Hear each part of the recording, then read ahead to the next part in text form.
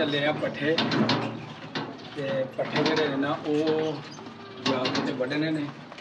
ਉਸ ਤੋਂ ਬਾਅਦ ਅਸੀਂ ਰੇੜੇ ਦੇ ਵਿੱਚ ਲੱਦਾਂਗੇ ਤੇ ਲੈ ਕੇ ਆਵਾਂਗੇ ਆਪਣੇ ਹਵੇਲੀ ਦੇ ਵਿੱਚ ਜਾਨਵਰਾਂ ਵਾਸਤੇ। ਤੇ ਮੌਸਮ ਜੀ ਬੜਾ ਹੀ ਖੂਬਸੂਰਤ ਬਣਿਆ ਤੇ ਉਮੀਦ ਹੈ ਕਿ ਥੋੜੀ ਦੇਰ ਤੱਕ ਜਿਹੜੀ ਹੈ ਨਾ ਉਹ ਬਾਰਿਸ਼ ਆਉਣ वाली है। तो ऊपर से ज़रा दिखाओ अपना ऊपर की सूरत हाल। ठंडी ठंडी हवा जी वो चलन रही है तो बदल जोड़े ना गहरे वो होंगे जान दे। उम्मीद है कि थोड़ी देर तक जो ना मौसम होर अबरआलूद जो बारिश के जोड़े असबाब ने वो पैदा हो जाते हैं। इस वेले जी जमीनों को बड़ी सख्त जरूरत है पानी की, क्योंकि अगों पनीरी भी लग रही है तो नवीं जी फसलों ना झोने की जी फसल लगनी वो वास्ते बड़ा जरूरी है बारिश का होना। तो वैसे भी गर्मी बहुत ज़्यादा है, अगर बारिश होंगी तो गर्मी का जोर जोड़ा ना वो टुट जाएगा। तो जो गर्मी का जोर टुट जाएगा तो जनाब सब के चेहरिया के उत्ते जनाब एक खुशी की लहर जी है ना वो लो जी। असी अपनी खत्ती के कोल जोड़े है ना वो पहुँच गए हैं। इस तरफ खत्ती तो इस तरफ ही चारा जोड़ा सा कटना है।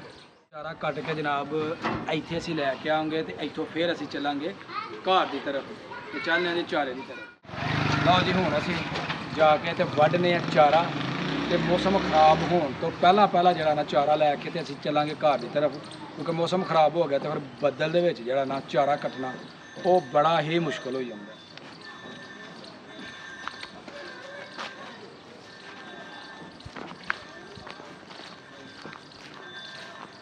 जी माशाल्लाह हर सबक चारा जरा ना चरी ए असी वड्डांगे तो जानवर बड़े खुश हो के जड़े ने ना ए चारा खांदे ने ते वड्डने जी असी हुण चारा।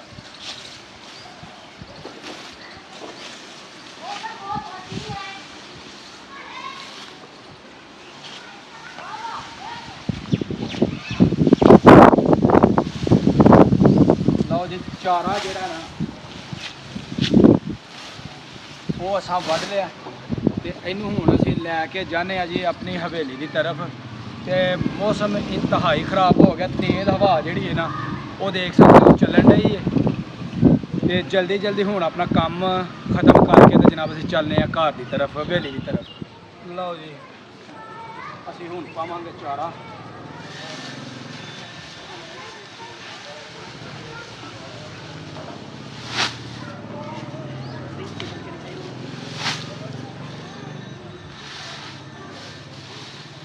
जनाब चारा असा पा लिया इनू हुण असी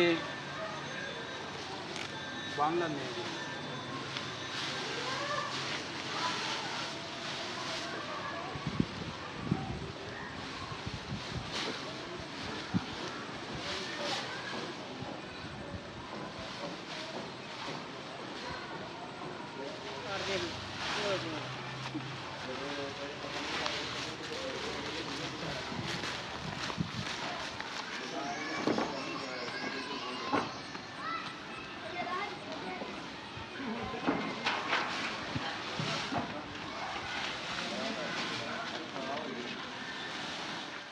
चारा असा वढ़ लिया रेड़ी ते लद लिया तो हुण चलने असी हवेली की तरफ।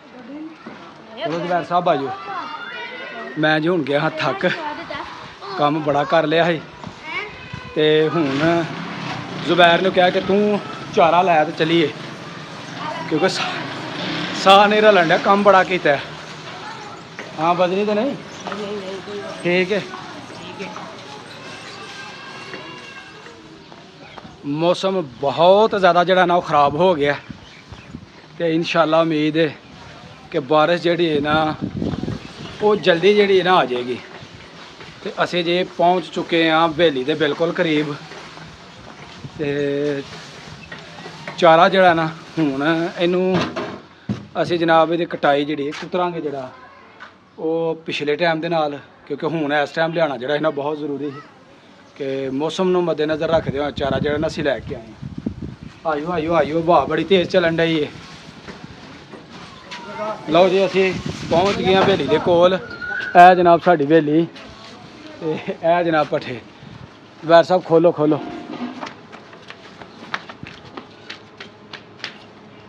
ਪਿੰਡ ਦੇ ਇਹੀ ਚੱਸਾਂ ਨੇ ਜੀ, ਇਹੀ ਦੇਸੀ ਮਾਹੌਲ ਨੇ।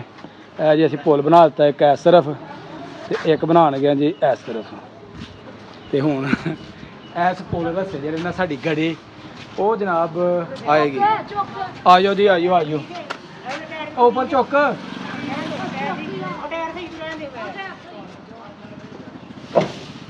ਆਜੋ ਆਜੋ ਆਉਣ ਦੋ।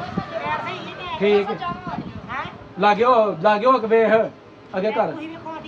ਠੀਕ ਹੈ ਆਂਦੇ ਆਂਦੇ ਆਂਦੇ। ਠੀਕ ਹੈ ਲਓ ਜੀ ਗੜੀ ਸਾਡੀ ਆ ਗਈ ਹੈ ਬਾਹਫਾਜ਼ਤ ਹਵੇਲੀ ਦੇ ਅੰਦਰ। ਤੇ ਇਹ ਜੀ ਸਾਡਾ ਟੋਕਾ ਤੇ ਇਹ ਇੱਕ ਜਨਾਬ ਕੱਟਾ ਇਹ ਤੇ ਇਹ ਮਾਸ਼ਾਅੱਲਾ ਮੱਝ। ਇਹਨਾਂ ਵਾਸਤੇ ਅਸੀਂ ਚਾਰਾ ਲੈ ਕੇ ਆਏ ਹਾਂ। ਇਹਦੇ ਨਾਲ ਜੀ ਸਾਡੀ ਅੱਜ ਦੀ ਵੀਡੀਓ ਹੋ ਗਈ ਮੁਕੰਮਲ। ਅਗਰ ਵੀਡੀਓ ਲੱਗੇ ਚੰਗੀ ਤੇ ਵੀਡੀਓ ਨੂੰ ਇੱਕ ਲਾਈਕ ਕਰ ਦੇਣਾ ਤੇ ਜਿਹੜੇ ਦੋਸਤ ਮੇਰੇ ਚੈਨਲ ਤੇ ਨਏ ਨੇ ਜਲਦੀ ਜਲਦੀ ਮੇਰੇ ਚੈਨਲ ਨੂੰ ਸਬਸਕ੍ਰਾਈਬ ਕਰਕੇ ਮੈਨੂੰ ਬਣਾ ਲਓ ਆਪਣਾ ਦੋਸਤ। ਤੇ ਇਹਨਾਂ ਲਫ਼ਜ਼ਾਂ ਦੇ ਨਾਲ ਮੈਨੂੰ ਦਿਓ ਇਜਾਜ਼ਤ। ਹਮੇਸ਼ਾ ਖੁਸ਼ ਰਹੋ, ਆਬਾਦ ਰਹੋ। ਅੱਲਾ ਹਾਫਿਜ਼।